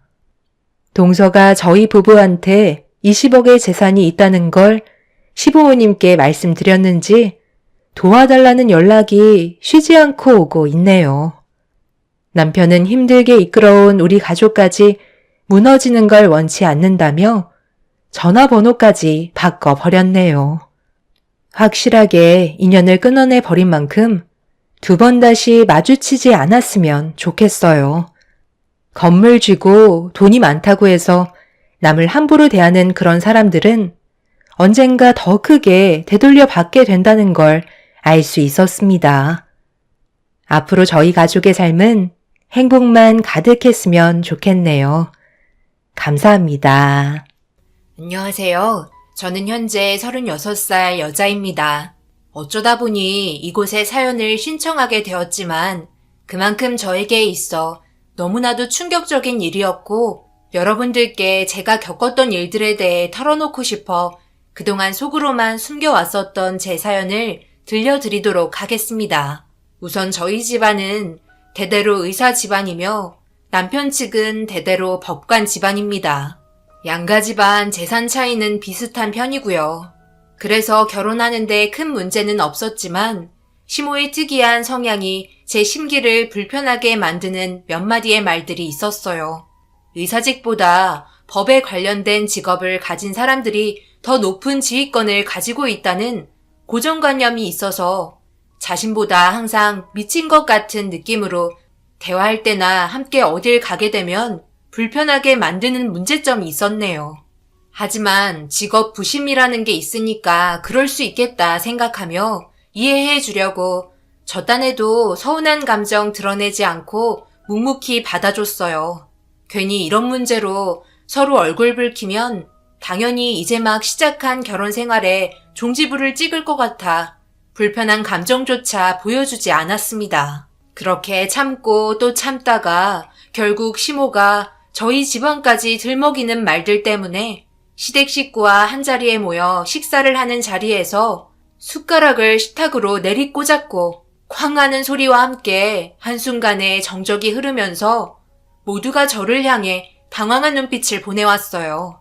참을 만큼 참았었고 가족을 비하하는 시모의 언행은 잘못됐다 생각돼 분노한 눈빛으로 시모를 바라보자 되려 본인은 뭘 잘못했는지 모르길래 한 소리 하게 되었습니다. 차라리 이럴 거면 의사 집안과 결혼시키지 말고 법률 집안과 결혼시키지 그러셨어요. 저도 지금 참다 도저히 듣고 있을 수 없어서 화가 치밀어 오려 그래요. 의사 집안이나 법률 집안이나 뭐 얼마나 차이 난다고 제 앞에서 저희 부모님을 비하하세요? 그동안 저희 부모님이 어떻게 살아왔는지 알고나 하시는 말이세요? 부모님 손으로 얼마나 많은 생명을 살리셨는데요. 어머님은 병원도 안 가시나 봐요? 서로 각자의 위치에서 열심히 하면 되는 거지. 어떻게 소꿉장난하는 것 같다는 그런 말을 제 앞에서 하시는 거죠? 제가 정말 할 말이 없습니다. 그러면 아버님은 출근해서 법정에 올라가 뭐 하시는데요? 목수도 아니고 망치만 두드리고 내려오잖아요. 제가 이런 말 하면 기분 좋으세요? 뭐든지 적당이라는 선이 있는 거예요. 고분고분하게 말 들어주니까 저희 집안을 대놓고 무시하시는데 그런 말씀 하시면서 웃고 계신 것도 정말 이해되지 않네요. 뭐? 망치만 두드린다고? 얘가 보자 아니가? 너 지금 시애비가 어떤 위치에 있는 사람인 줄 알고 그런 말 하는 거니? 감히 네가 우리 집안을 무시해? 너는 법적으로 도움받을 일이 없을 것 같아? 밥만 조용히 먹으면 될 것이지. 귀까지 열어서 가족들끼리 밥 먹는데 끼어들어? 내가 그런 말 할 수도 있는 거지. 그거 가지고 지금 서운하다고 밥상머리에 숟가락을 내리꽂아? 너 몇 년 뒤면 시애미 잡아먹으려 들겠다. 밥 안 먹을 거면 당장 나가거라. 꼴도 보기 싫으니까. 더 이상 할 말도 없어 그냥 자리에서 일어났어요. 저를 되려 이상한 사람 취급하는 시부모님과 식구들의 행동에 더 어이가 없었고 한 공간에서 지내는 건 아닌 것 같다는 생각이 들어 따라오는 남편이 제 팔을 붙잡자 뿌리치면서 분가하자고 얘기했어요. 하지만 남편도 그런 상황이 난처한지 우물쭈물하기 시작하는데 대답 못하고 있는 남편도 한심해서 그냥 밖으로 나왔어요. 병원에 출근해서 환자 돌보는데 아침에 있었던 일들 때문에 너무 화가 치밀어 올라 일이 손에 잡히지도 않았습니다. 어떻게 된 게 사람의 생명을 다루는 직업을 가지고 있는 사람한테 소꿉장난한다는 말을 할 수가 있는 건지 너무 어이가 없어 근무 중에도 몇 번이나 혀를 차게 되었습니다. 남편에게 몇 번이나 문자 오고 전화 와도 분가하지 않을 생각이면 대화조차 하기 싫어 받지도 않았어요. 시부모님 집안은 남편이 막내이며 위로 2분 계십니다. 그리고 모두 함께 같이 살고 있는 상황이고요. 그래서 저 또한 자연스럽게 시댁에 합류하게 되었지만 저 말고 다른 분들 전부 법을 다루는 직업을 가지고 있어서 어떤 대화를 하던 저만 따돌림 받게 되는 것 같아 기분이 별로 좋지 않았었어요. 더군다나 제가 들으라는 것 마냥 웃으면서 의사인 사람들을 욕하는데 그런 모습이 너무 꼴보기가 싫었습니다. 법에 관련된 직업을 가진 분들을 존경했고 대단하다고 생각했기 때문에 안 좋은 말은 단 한 번도 한 적이 없었는데 직접 들어와 함께 살다 보니 자기가 가진 직업이 신인 것 마냥 자만한 얼굴로 어깨는 으쓱해져서 남들보다 위인 것 같은 행동을 하는 모습에 참 한심스러웠어요. 그래봤자 나랏밥 먹는 사람들이면서 시민들 앞에서 어깨에 힘주고 다니니 정말 어처구니가 없었네요. 거기에 더해 시모는 그냥 볼품없는 주부예요. 그렇다고 젊었을 때 뭐가 있는 것도 아니었어요. 시아버지 하나 잘 만나 지금까지 살고 있는 거예요. 그래서 그런지 결혼 초부터 한바탕 한 뒤로 시모를 무시하게 되었고 웬만해서는 말도 섞지 않았네요. 제가 단단하게 화가 난 걸 모두가 눈치채고 집안의 분위기를 무겁게 이끌어가자 시모가 저에게 천천히 와서 말을 붙이기 시작하길래 제 마음을 풀어주려 하나보다 생각하던 찰나 갑자기 제 머리를 잡아 흔들어대기 시작했어요. 너무 당황스러워 무방비 상태로 시모에게 당하게 되었고 이렇게는 도저히 함께 지낼 수 없을 것 같다는 생각이 너무 강렬하게 머릿속을 스치면서 시모의 팔을 강하게 뿌리쳤습니다. 그러자 자기 팔을 뿌리쳤다며 제 몸을 세차게 밀치더니 꿋꿋하게 버티고 서서 시모를 째려보자 온 힘을 다해 저를 밀치면서 제 몸이 붕 뜨게 되었고 떨어짐과 동시에 바닥에 있던 소파 테이블 위로 떨어지게 되었네요. 골반 쪽을 부딪혀서 어찌나 아프던지 너무 괴로워 아무 말도 하지 못할 정도로 숨이 턱턱 막혔고 한참 동안 웅크리며 고통스러워했어요. 그제서야 분이 풀렸는지 몸을 돌려 방으로 들어가셨습니다. 너무 황당해 어찌해야 할지 모르겠더라고요. 꼭 주말만 되면 시모의 행동이 더 심해지길래 왜 그런가 싶어 천천히 몸을 일으키는 순간 주방에서 큰형님과 작은형님이 웃으면서 너덜거린 제 모습을 과일을 먹으면서 바라보고 있었습니다. 아주버님들과 함께 외출하고 들어온 남편이 방에 누워 고통스러워하는 모습을 보며 화들짝 놀랐고 무슨 일이냐고 물어보길래 좀 전에 있었던 일에 대해 설명을 하기 시작했고 남편도 화가 치밀어 올랐는지 집안이 떠나갈 정도로 시모를 부르기 시작했어요. 어머니, 지금 이게 뭐 하는 짓이에요? 제가 어제 얘기하지 않았어요? 결혼 허락한 건 며느리로 인정하는 거 아니에요. 그래서 잘 좀 봐달라고 어제 따로 충분히 대화했잖아요. 그런데 제 아내를 이런 꼴로 만들어버리면 가만히 있을 것 같아요? 어른이면 어른답게 행동하셔야죠. 지금 이렇게 한 행동이 그냥 넘어갈 수 없는 문제인 거 모르는 건 아니잖아요. 충분히 법적으로 안 좋게 흘러갈 수 있는 상황이라고요. 저희 집안이 법관 집안이면 뭐예요? 어머니가 저희 가족 이미지를 죄다 깎아먹고 있는데 그냥 조용히 지내면 안 되는 거예요? 이럴 거면 차라리 그냥 분가하겠습니다. 분가? 내가 어제 무슨 생각이 들었는지 알아? 네가 하는 행동 전부 뒤에서 제가 다 조종하는 것 같은 느낌이 들더구나. 자기 신랑 떠받들지는 못할 망정 분가하겠다는 말이나 하고 되려 자기가 더 잘하려는 생각은 하지 않는데 네가 어제 자기 아내라고 두둔하는 모습이 얼마나 어이가 없었는지 알아? 그렇게 여자한테 휘둘려 살면 앞으로 큰일을 어떻게 하겠니? 머리채 잡은 것만 해도 다행으로 생각해야지. 마음 같아선 그것보다 더 심한 행동도 할 수 있었다고.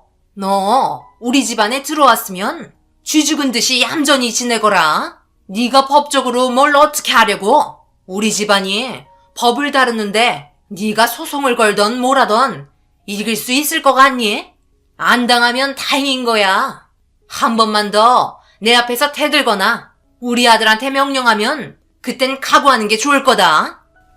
되려 더 큰 소리로 난리를 친 시모의 행동에 어이가 없었어요.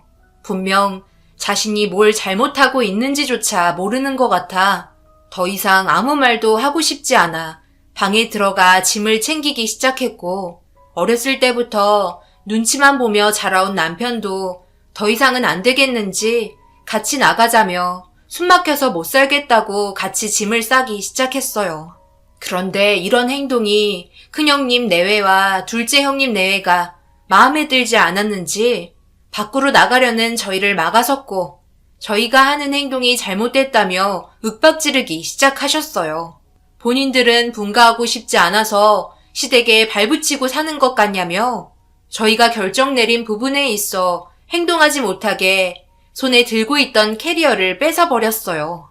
분가에도 순서가 있다며 남편에게 막내 며느리를 데려와도 이런 개념 없는 여자를 데려왔냐며 아주버님들이 남편을 쪼아대기 시작했습니다. 어렸을 적부터 길을 펴고 살지 못했던 남편이 아주버님들의 언성 높은 목소리에 고개를 숙였고, 이런 문제에 있어 남편까지 피해를 보고 있는 모습이 안쓰러워 무작정 남편과 함께 밖으로 나가려 했어요. 그러자 큰 아주버님이 밖으로 나가는 순간 부모님이 다니고 있는 병원 문 닫을 생각하라며 법으로 세세하게 들어가다 보면 분명 하나는 걸릴 거라는 충격적인 말을 꺼내기 시작했어요. 그건 분명 저희 집안을 무너뜨리겠다는 경고의 메시지로 들렸고, 결국 남편과 함께 방으로 들어갈 수밖에 없었습니다. 모든 걸 자기들이 원하는 방향대로 맞춰 나가려는 모습에 너무 화가 치밀어 올랐어요. 그렇게 무언의 족쇄를 채운 시댁 집안의 사람들이 저를 더욱더 힘들게 만들었고, 시모와 형님들은 저를 지속적으로 괴롭히기 시작했습니다. 그런 시간들이 저에게 상당히 많은 스트레스로 다가왔는지 몸이 붓고 어딘가 모르게 몸 상태가 불편해지기 시작하더라고요. 그런데 시모가 저를 밀치면서 다치게 된 골반이 지속적으로 통증이 올라와 손으로 만져보니 딱딱한 뭉침이 있었고, 그때 다치면서 멍울이 생긴 것 같아 치료를 받으려 담당 의사와 상담을 하려 했는데 빠듯한 일정 때문에 저도 환자를 돌봐야 해서 자꾸 까먹게 되더라고요. 시간이 지나면 괜찮아질 거라는 걸 알고 있어서 금방 풀릴 거라 생각했는데 골반에 잡혔던 멍울은 좋아지기는커녕 점점 더 커지게 되었고, 걸을 때마다 심각한 통증으로 인해 결국 모든 스케줄을 뒤로 미룬 뒤 몇 달 만에 담당 의사와 상담을 하게 되었습니다. 그리고 정밀 진단 결과 생각지도 못한 병명을 듣고 말았어요. 저에게조차 생소했던 육종암이라는 진단을 받게 되었고, 너무 늦게 얘기했다며 서둘러 치료를 받길 권했습니다. 살 수 있냐고 물어보니 장담할 수 없다며 워낙 희귀암인데다가 다른 부위에도 전이가 될 수 있을 확률이 높을 것 같아 제가 한 질문에 대해서 곤란해하고 있었어요. 진료실에서 나와 핸드폰을 쥐고 남편에게는 어떤 식으로 말을 이어나가야 할지 몰라 한참 동안 남편의 전화번호를 누를지 말지 고민을 하면서 저에게 찾아온 불행 때문에 결국 눈물을 흘리고 말았습니다. 가뜩이나 시댁 집안이 좋지 않은데 암에 걸렸다는 말을 듣게 되면 더욱더 저를 안 좋은 시선으로 바라볼 게 뻔해서 남편에게조차 말을 할 수가 없었어요. 당장 입원을 해서 치료를 받으며 상황을 지켜봐야 할 것 같다는 말에 부모님께 먼저 전화를 걸었어요. 다른 병원에서 일을 하고 계신 부모님은 두 분 다 정년이 얼마 남지 않은 상태라 더욱더 정신없이 하루를 보내고 계세요. 후회 없이 퇴임을 하고 싶어 하셔서 그런지 거의 모든 시간을 병원에서 지내고 계십니다. 그런데 제가 희귀암에 걸렸다는 말을 하게 된다면 얼마나 가슴이 무너지겠어요. 다른 환자들은 열정을 다해 돌보고 있는데 정작 자기 딸의 몸 상태는 살피지 않아 이런 병이 생겼다는 말을 분명히 하실 것 같아 신호가 가고 있는 전화를 끊었고 남편에게 다시 전화를 걸어 오래간만에 외식이나 하자며 나름 마음의 준비를 하기 시작했습니다. 모든 걸 절차가 있기 때문에 일단 남편과 단둘이 대화를 해야 할 것 같았어요. 일을 크게 만들어 집안이 시끄러워지는 건 보고 싶지 않아 약속 장소에서 남편을 기다렸고 잠시 뒤 도착한 남편과 즐거운 식사를 한 뒤 잠시 여유를 되찾을 때 조심스럽게 말을 꺼냈어요. 오늘 외식하자고 말한 이유는 내가 요즘 몸을 좀 무리했는지 몸 상태가 별로 좋지 않아서 문제가 좀 생겼어. 최근에 골반 쪽이 별로 좋지 않다고 했잖아. 그래서 담당 의사한테 진찰을 받았는데 육종암이라는 병에 걸렸대. 최대한 서둘러서 입원을 하는 게 좋을 것 같다고 얘기하는데 당신한테 일단 먼저 말을 해야 할 것 같아서 시부모님께 얘기하고 싶지 않아. 이런 문제로 또 꼬투리 잡을 게 뻔하니까 차라리 조용하게 입원하는 게 좋지 않을까? 당신 생각은 어때? 뭐? 당신이 암이라고? 육종암은 도대체 어떤 암이길래 병원에서 서둘러 입원하라는 거야? 입원하면 좋아진대? 그럼 지금 당장 입원을 하든지 해야지. 이럴 시간이 어디 있어? 빨리 일어나. 병원으로 가야 할 것 같다. 어느 정도 예상은 했지만 남편은 제가 하는 말이 귀에 들어가지 않았어요. 암이라는 말을 꺼낸과 동시에 이성을 잃었고 무작정 서둘러서 병원에 가길 원했습니다. 다른 건 걱정하지 말라며 모든 걸 자기가 알아서 할 테니 입원부터 하라고 얘기하길래 아직 마음의 준비가 되지 않았고 입원하는 순간 생각지도 못한 일들이 생길 것 같아 주저하고 말았어요. 분명 입원하는 순간 시모가 이혼하라며 난리칠 게 뻔하다고 남편에게 말하자 제 팔을 붙잡고 병원으로 끌고 가려던 남편이 순간 멈췄고 저를 바라보며 눈물을 흘리더니 어떻게 하면 좋을지 해결 방법을 알려달라고 오열을 하기 시작했습니다. 그래도 남편은 저를 진심으로 걱정해주고 있는 것 같아 고맙게 느껴졌어요. 침착하게 하나씩 해결해 나가자며 시댁에 있는 짐부터 조금씩 정리하기로 했습니다. 어차피 시모가 알게 될 테지만 최대한 늦추고 싶었어요. 서둘러 알려봤자 득이 되는 건 하나도 없었으니까요. 그렇게 병실을 하나 잡아 시댁에 있던 짐을 하나하나 옮기기 시작했고 입원할 준비를 하기 시작했습니다. 그런데 제가 예상했던 것보다 눈치 빠른 시모가 몸에 이상이 있다는 걸 알아차렸고 그걸 전혀 모르고 있었던 저는 시모의 악행에 호되게 당하고 말았습니다. 저의 모든 행동을 유심히 살펴보던 시모는 남편과 저와의 대화를 몰래 엿들으며 예상했던 대로 난리를 치기 시작했어요. 그리고 충격적인 상황이 펼쳐졌네요. 내일 입원하면 될 것 같아. 모든 준비도 끝났고 어머님한테는 입원하고 전화로 말씀드릴 테니까 당신은 아무것도 하지 마. 내 입으로 말을 해야 날 것 같아서. 가뜩이나 신경 날카로우신데 이런 문제를 당신이 얘기한 것도 불만 가지실 수도 있으셔. 나도 내일 퇴근하자마자 병원으로 달려갈 테니 그때까지 혼자서 잘 처리할 수 있지. 내일 회사에다가 말해놓을게. 그래도 내가 계속 옆에 있어줘야지. 당신 남편인데 더 이상 아무것도 신경 쓰지 말고 앞으로 치료에만 신경 써. 그래야 좋아질 거 아니야. 너희들 지금 뭐라고 그랬니? 요즘 무슨 말을 해도 조용하고 걷는 것도 이상해서 뭔가 있는 것 같다 싶었는데 2번? 나한테 다음날 전화한다고?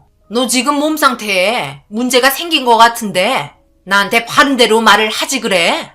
그렇지 않으면 내일 병원조차 입원하지 못하게 할 테니까. 무슨 병이길래 입원한다는 거야? 내 아들이 회사까지 빠지면서 너 옆에 있을 거라는 건 꽤 심각한 병 같은데 설마 너 암이라도 걸린 거니? 왜 말이 없어? 너 진짜 암인 거야? 시모의 얼굴은 사색이 되더니 어떤 상황인지 천천히 물어보기 시작했어요. 결국 모든 걸 설명하기 시작했고 제가 육종암이라는 희귀암에 걸렸다는 말에 시모의 눈동자는 바쁘게 움직이기 시작했습니다. 무언가를 계획하는 듯한 표정으로 멍하니 있더니 시모의 입에서 나온 말은 걱정을 해주는 말이 아닌 당장 이혼부터 하라는 말이었어요.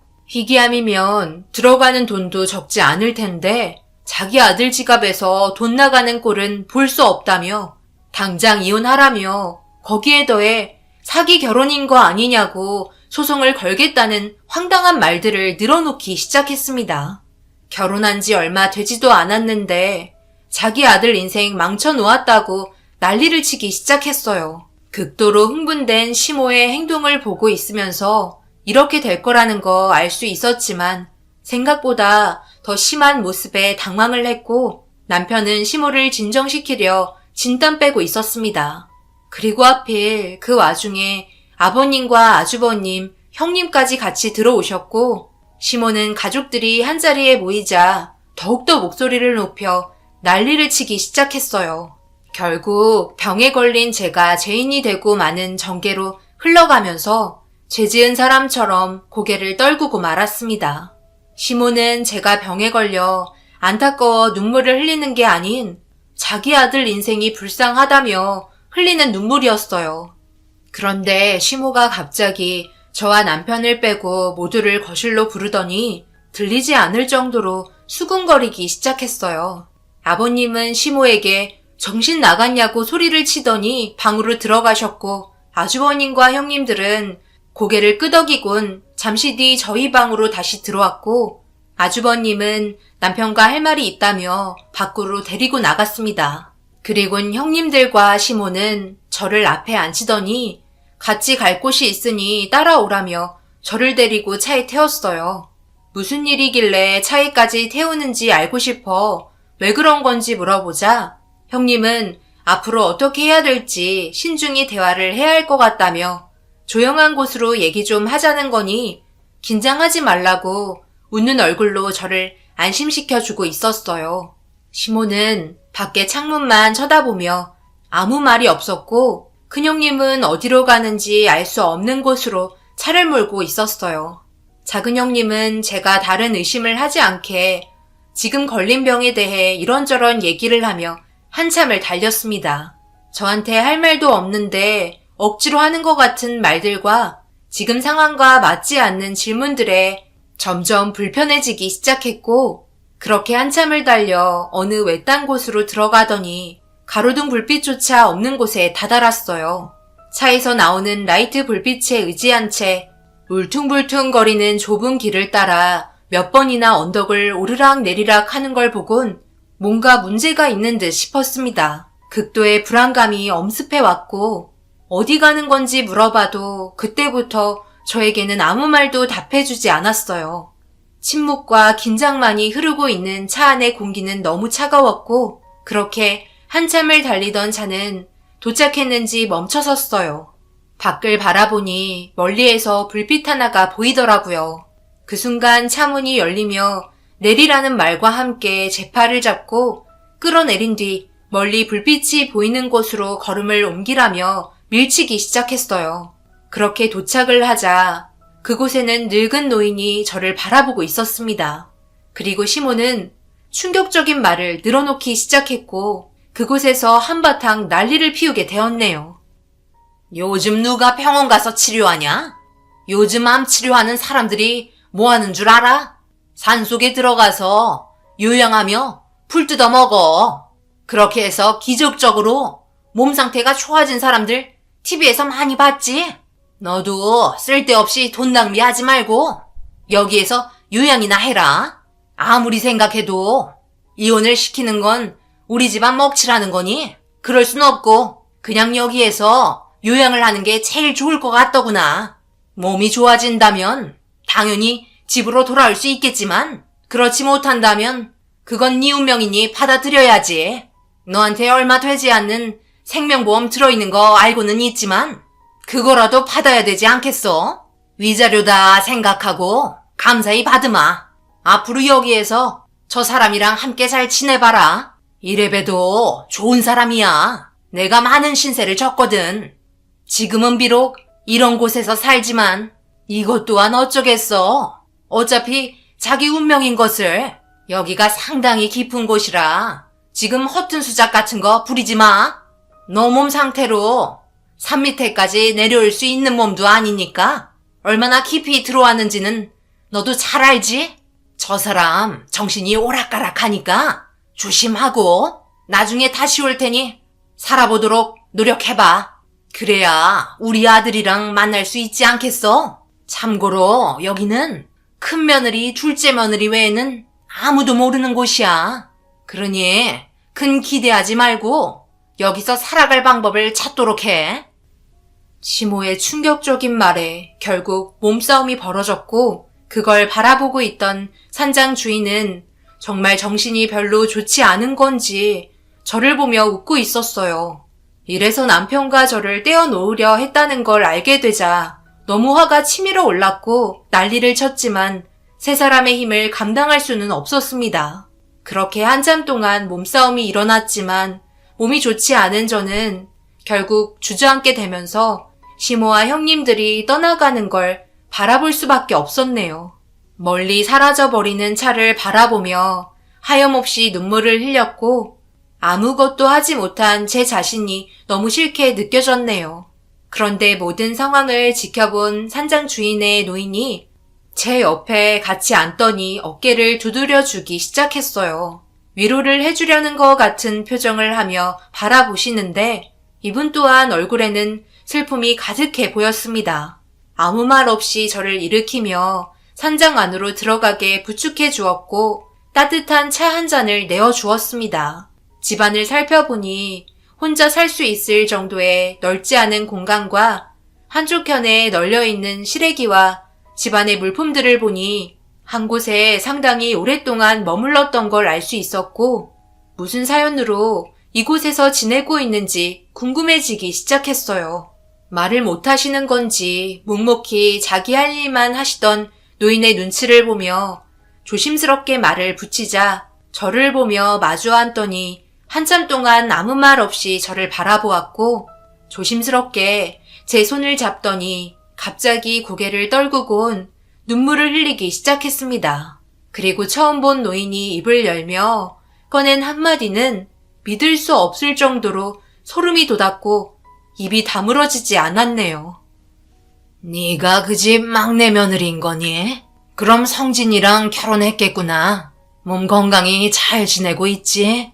이런 모습을 보여 미안하구나. 그래도 내가 우리 아들 며느리의 얼굴은 봐서 더 이상 여한은 없을 것 같네. 어쩌다 몸이 그렇게 됐어. 여기서 지내는 게 얼마나 힘든데. 저 사람 엄청 독한 사람이다. 내가 여기 있는 걸 보면 얼마나 무서운 사람인지 잘 알겠지? 잠시만요. 무슨 말을 하시는 거예요? 우리 아들이라뇨. 분명 정신이 온전치 않다고 하셨는데 괜찮으신 거예요? 정신 나간 것처럼 행동하는 것 뿐이지. 지금 내 몸 상태는 아주 건강하단다. 산속에서 살아서 그런지 아픈 곳 없이 잘 지내고 있지. 너와 결혼한 성진이가 내 아들이야. 그리고 내가 그 집안의 가장인 너희 시아버지 되는 사람의 본처란다. 믿을 수 없는 말들에 더 이상 말을 잇지 못했어요. 그리고 처음 본 노인이 정말 정신이 온전한 건지 아닌지 헷갈리기 시작했습니다. 하지만 대화를 이어나갈수록 점점 더 확신이 들었고 저희 남편의 진짜 어머니라는 걸 알 수 있었어요. 충격적이게도 시모는 본처를 내쫓고 자기 자식들을 데리고 들어와 안방을 차지했고 시부를 이용해 산속 깊은 곳에서 살게 만들었습니다. 그날 하루 종일 남편의 진짜 어머니와 기나긴 대화를 할 수 있었고 왜 여기에서 살게 된 건지 전부 듣게 되었네요. 아들 하나 낳아 평범한 가정생활을 꾸리며 행복하게 살던 어느 날 아이들을 데리고 먹고 살기 힘들다며 들어온 한 여자를 가정부로 들이게 되면서 안타까운 마음으로 남편의 친어머니는 시모를 받아주게 되었고 그렇게 함께 지내게 되었어요. 그런데 남편의 가정이 부러웠던 시모가 셈이 났는지 온전했던 가정을 깨트리기 시작했고 거짓으로 위장한 증거물들을 남편의 친어머니 물품에 숨겨놓아 친어머니가 다른 남자와 바람을 피우고 있는 것처럼 만들어 나가기 시작했어요. 그렇게 시부가 친어머니를 의심하고 내치려 하면서 점점 붕괴되기 시작할 때 가짜 시모가 아버님 옆자리를 꿰찼고 어렸던 남편의 앞날은 보장해 주겠다며 이 세상에 없는 듯 살아가라고 산속 깊은 곳으로 들어오게 되었다며 자식들이 성인이 된 이후부터 결혼을 하고 그놈들의 며느리가 때되면 음식 같은 건 갖다 준다는 엄청난 말을 듣게 되었습니다. 중간에 내려가고도 싶었고 아들의 얼굴을 보고 싶었지만 경호원까지 붙여 감시하고 그동안 가짜 시모에게 당했던 일들을 생각하면 자기 아들이 너무 걱정돼 섣불리 행동할 수 없었다고 하네요. 그렇게 참고 살아온 세월이 어느새 30년이라는 충격적인 시간이 지나가 버렸습니다.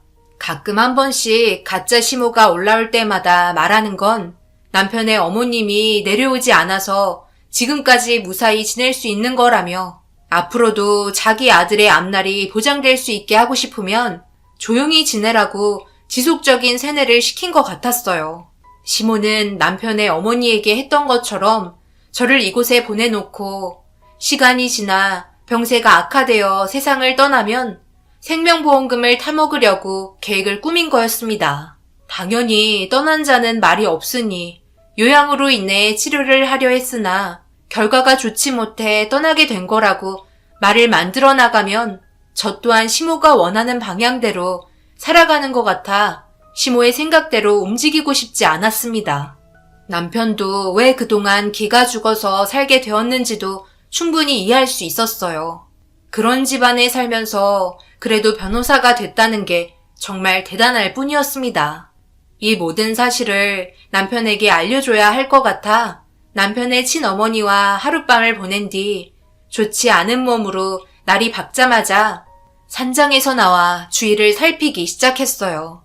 그런데 제가 산 밑으로 내려가려 하자 제 팔을 잡고 남편에게 가지 못하게 붙잡기 시작하더라고요.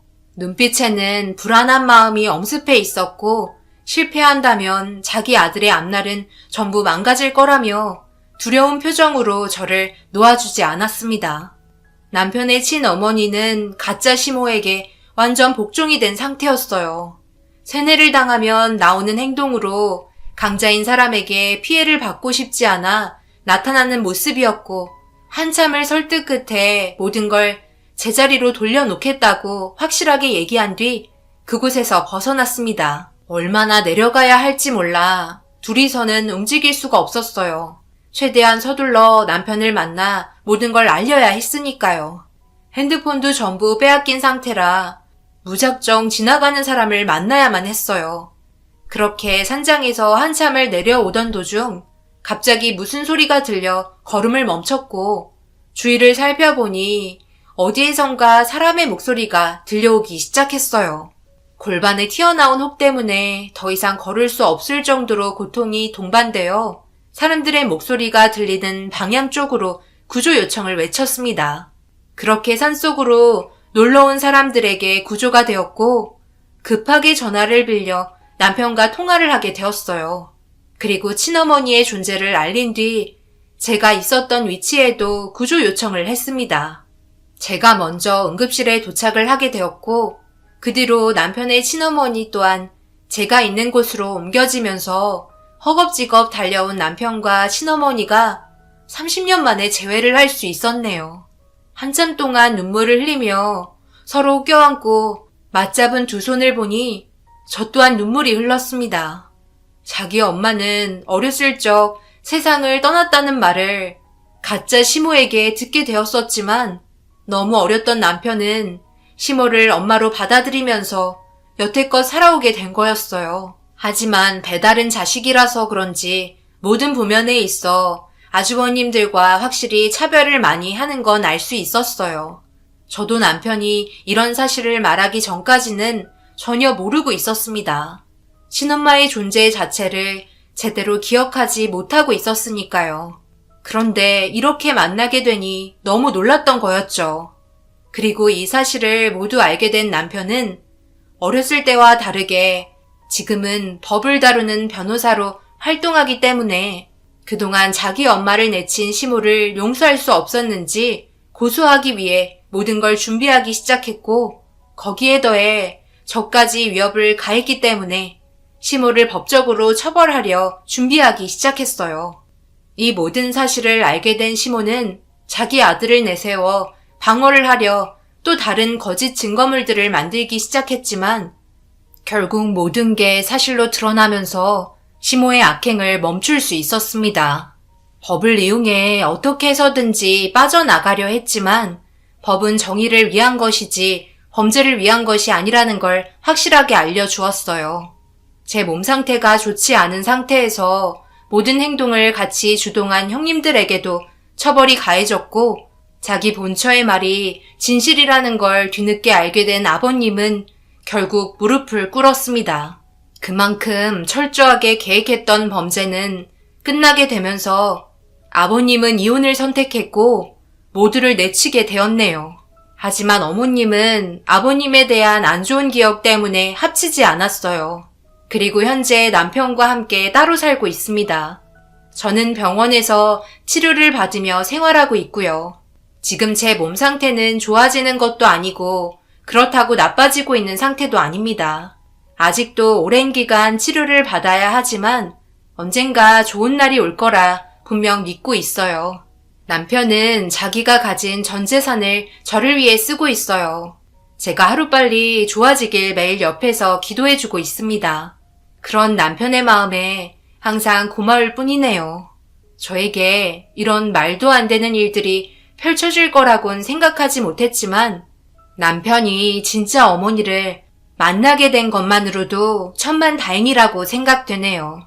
시모는 현재 자신의 저지른 행동에 대해 법적으로 처벌을 받고 있는 상태이지만 자신이 한 잘못을 뉘우치고 있을지 모르겠네요. 아마 다시 나와서도 또 다른 계획을 하게 될까봐 걱정일 뿐입니다. 그 전에 하루빨리 몸 상태가 좋아지길 바랄 뿐이에요. 저희 가족에게 이제 불행이 아닌 행복만 있으면 좋겠네요. 제 사연 들어주신 분들 감사합니다.